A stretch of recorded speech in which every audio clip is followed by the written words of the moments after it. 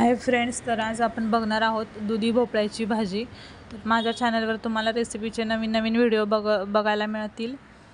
या रेसिपी नेहमी सोप्या पद्धतीच्या असतात, घरगुती सामानात तयार होणाऱ्या किंवा जे काही आपलं असतं साध्या पद्धतीच्या त्याच। तर आज आपण दुधी भोपळ्याची भाजी करणार आहोत। तर इथं मी भोपळ्याचे जे देठ आहे ते आणि जी पुढचं साईड असते ते काढून घेतलेलं होतं आणि जी साल काढायचं असतं त्याने तर मी भोपळ्याची सगळ्यात अगोदर पहिल्यांदा वरची साल काढून घेणार आहे, जेणेकरून भोपळा असा पटकन शिजतो। आणि साल अशी आहे की ती शिजत पण नाही आणि ती जराशी तुरट लागते। तर मी त्यासाठी पहिल्यांदा सगळ्यात अगोदर मी ती साल काढून घेणार आहे आणि अशी पटपट पटपट होत आहे, बघू शकता। आणि भोपळ्यात घालण्यासाठी जी चण्याची डाळ होती ती मी रात्रीच भिजत ठेवलेली होती। तुम्ही सकाळी सुद्धा भिजत ठेवू शकता, 1 ते 1.5 तासात सहज ती शिजून जाते। थोडेसे कोमट पाण्यात भिजत घालायची। तर बघू शकता 1 ते 1.5 मिनिटात माझी इथं साल काढून झालेली होती। आणि साल काढल्यानंतर जराशी ती साल काळपटसर हिरवी पडायला लागते। जाऊ द्या, त्याचा काही आपल्याला वापर नाही। तर मी आता इथं भोपळ्याचे छोटे छोटे असे तुकडे करून घेतलेले आहेत आणि एक एक तुकडा असा त्याला 2-2 चिरा देऊन घेतलेल्या आहेत। आणि जे मधलं असतं ते कोवळ्या अशा बिया असतात, पण बिया काही जणांना आवडत नाहीत। जे कोवळ्या असतील तर त्या खात पण असतील, पण मी त्या बिया अगोदर पहिल्यांदा काढून घेणार आहे। एकदम कोवळा असा भोपळा होता, तुम्हाला वाटत असेल दिसताना जरी तो असा दिसत असला तरी खूप कोवळा असा होता, कारण आतमध्ये त्याच्या बिया सगळ्या कोवळ्याच होत्या। जे की मधलं सगळं काढून घेतलेलं आहे बियांचं आणि मी अशा चीर देऊन बटाट्यासारख्या फोडी करून घेणार आहेत त्याच्या।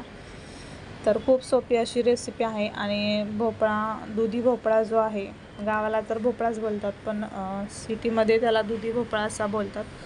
तर दुधी भोपळा आहे, तर त्याची भाजी छान अशी लागते। काही जण सुकी करतात, काही पातळ पण करतात। तर मी तर तुम्हाला सुकी भाजीची रेसिपी दाखवणार आहे, खूप साध्या पद्धतीची, सोप्या, जे की 5 ते 10 मिनिटात तयार होऊ शकेल। तर इथं मी कांदा घेतलेला आहे, एक मोठा टोमॅटो घेतलेला आहे आणि कोथिंबीर कट करून घेतलेली आहे। टोमॅटो धुवून स्वच्छ असा घेतलेला आहे, जेणेकरून त्याचा आंबटपणा येणार नाही। आणि जसं मी सांगितलेलं की डाळ ही रात्रीचीच भिजत ठेवलेली होती, त्यामुळे ती छान अशी शिजलेली आहे।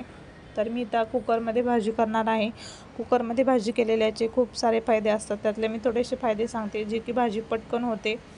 दुसरी गोष्ट म्हणजे गॅस कमी लागतो, टाईम कमी लागतो, वेळेची बचत होते, गॅसची पण बचत होते।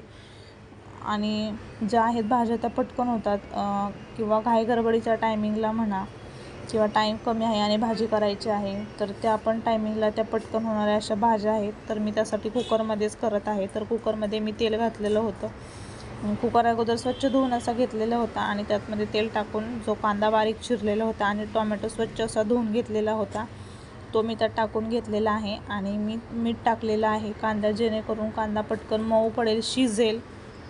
आणि मीठ टाकून घेतल्यानंतर जे की लसूण खोबरं होतं ते मी टाकलेलं होतं आणि त्यानंतर थोडीशी हळद टाकलेली होती। हळद झाल्यावर जो घरगुती काळा मसाला आहे तो देखील टाकून घेतलेला होता। हे सगळं मी मिक्स करून घेत आहे आणि त्यानंतर मी चण्याची डाळ जी भिजवलेली होती ती देखील घालून घेत आहे। ती भिजलेलीच आहे, त्याच्यामुळे त्याचा काही प्रश्नच येत नाही।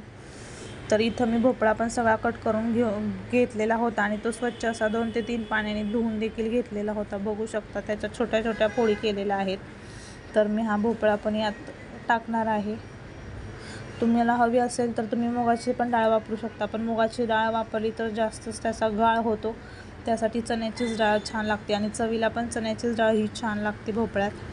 तर मी तर सगळा भोपळा टाकून घेतलेला आहे कुकरमध्ये आणि तो मी एकत्र करत आहे, जेणेकरून मीठ मसाला जो आहे तो सगळीकडे लागेल त्यासाठी। आणि त्यानंतर मी स्वच्छ अशी कोथिंबीर धुवून घेतलेली होती, बारीक चिरलेली होती, ती देखील टाकून घेतलेली आहे।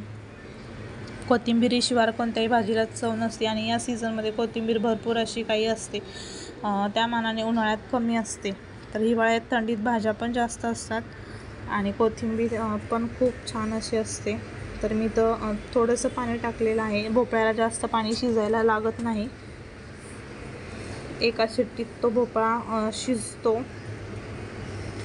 तर मी आता इथं शेंगदाण्याचा कूट देखील थोडासा टाकणार आहे, बघू शकता। पोहे खायचा 1 चमचा टाकलेला आहे मी आणि हा दुसरा अर्धाच टाकलेला आहे, जास्त पण शेंगदाण्याचा कूट असा छान लागत नाही। मी आता हे सगळं मिक्स केलेलं आहे आणि अगोदर जे पाणी ओतलेलं होतं तेवढंच पाणी होतं आणि त्यानंतर मी कुकरची एकच शिट्टी केलेली आहे। तर एका शिट्टीनंतर हा असा आपला भोपळा तयार झालेला आहे किंवा दुधी भोपळ्याची भाजी तयार झालेली आहे। बघू शकता खूप अशा गरम गरम वाफा निघत होत्या, त्यामुळे ते थोडंसं क्लिअर दिसत नाही।